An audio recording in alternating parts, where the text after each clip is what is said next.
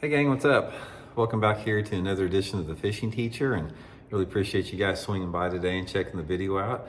And guys, today we're going to be talking about something that does not get fished very much, does not get talked about very much, and that's throwing a deep diving crankbait in the wintertime. This is a little known technique. I'm going to give you guys some tips and advice on how you might catch some fish on it this wintertime.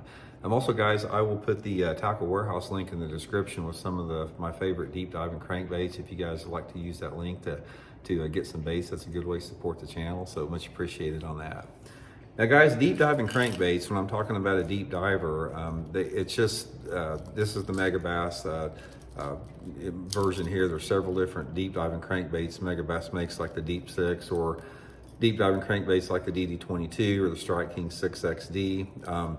The thing about a deep diving crankbait in the wintertime is it just doesn't get fished much. People associate a deep diving crankbait with something like, summertime fishing, post spawn, all that type of stuff. You just don't hear many people talking about it in the wintertime.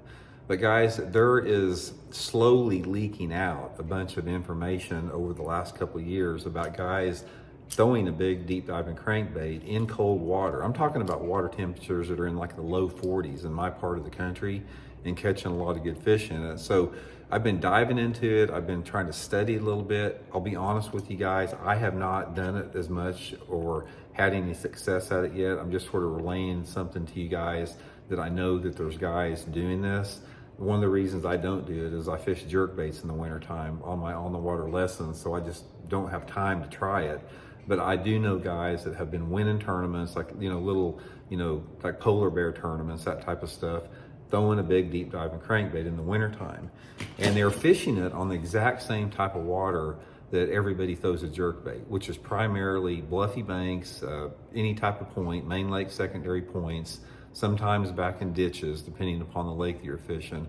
Obviously, a deep diving crankbait is good if you have a lake that has some deep grass on it, which is that's sort of an outlier because there's not a lot of lakes that have that. But specifically what I've been talking about, I'll tell you guys a prime example where this is going on. Bull Shoals Lake on the Missouri-Arkansas border. It's a massive clear water lake, sort of like Table Rock. I do know a bunch of guys that have been ripping them down there the last couple winters, throwing a deep diving crankbait on those points down there. So one of the things I wanted to do in the video is just sort of let you guys in on it, and you can experiment with it and just try it out. Next time, you guys, if you got some time and you're catching some fish, maybe on a swim bait on a point or on a jerk bait or an A-rig or something like that, just pick up that deep diving crankbait and see if it works for you. Most of the time they're using some type of a shad pattern, and I do know that a lot of guys like that crankbait that runs in that 15 to 20 foot zone. That's sort of like the key strike zone this time of year, and just throw it on some type of a medium slow retrieve. And another thing is make sure that you have it neutrally buoyant. So you want to make sure you put some suspend dots or suspend strips on the belly, because in that cold water, you don't want to fish it slow and then hesitate it and let it float up. So you want that thing to suspend neutrally, and that way you can maintain your depth.